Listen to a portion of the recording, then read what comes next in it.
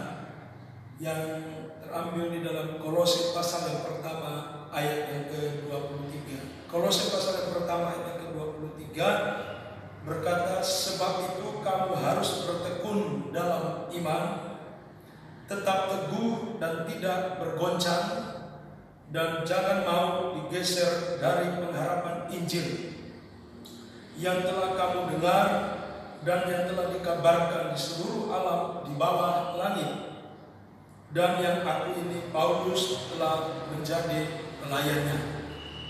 Tema firman Allah hari ini, teguh dalam iman dan teguh dalam pengharapan. Saudaraku yang dikasihi oleh Tuhan, kata tekun artinya yang pertama berkeras hati. Tekun artinya yang kedua adalah teguh pada pendirian. Tekun artinya yang ketiga adalah rajin. Tekun artinya yang keempat adalah giat. Teguh adalah sungguh-sungguh dan terus-menerus dalam bekerja meskipun mengalami kesulitan, hambatan, dan rintangan. Secara umum, tekun dalam iman berarti rajin dan sungguh-sungguh dalam mempercayai keyakinan dan ketetapan hati kepada Tuhan Yesus Kristus. Seseorang yang bertekun dalam iman, ia tidak mudah dipengaruhi atau digoyahkan oleh sesuatu yang sementara menimpa kehidupannya. Ia juga tidak akan mudah diombang-ambingkan oleh gelombang persoalan, tetapi tetap teguh di dalam imannya kepada Yesus Kristus Tuhan kita. Teguh artinya kuat, berpegang pada janji perkataan.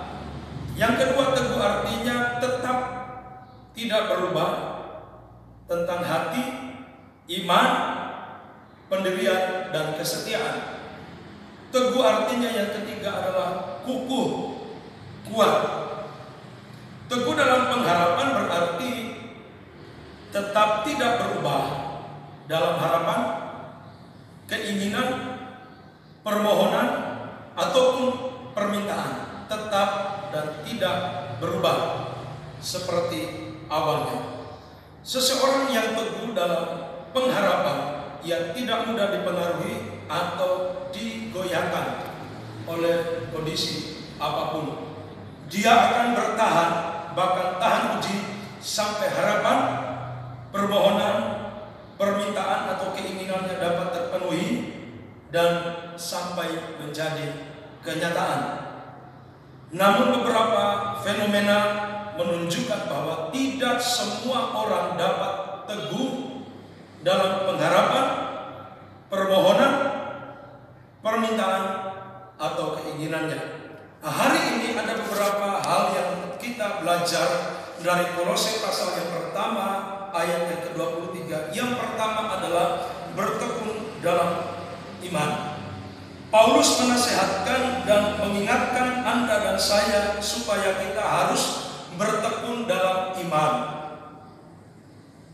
Ada banyak hal yang kita hadapi hari-hari ini yang membuat iman kita bergeser kalau kita tidak bertekun dalam iman kepada Yesus.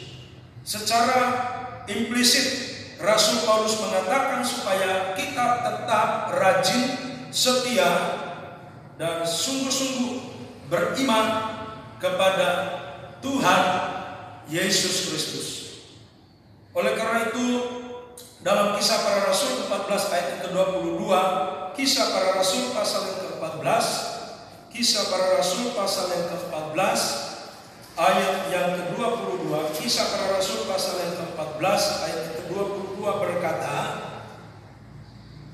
di tempat itu mereka menguatkan hati murid-murid itu dan menasihati mereka supaya mereka bertekun di dalam iman dan mengatakan bahwa untuk masuk dalam kerajaan Allah kita harus mengalami banyak sengsara.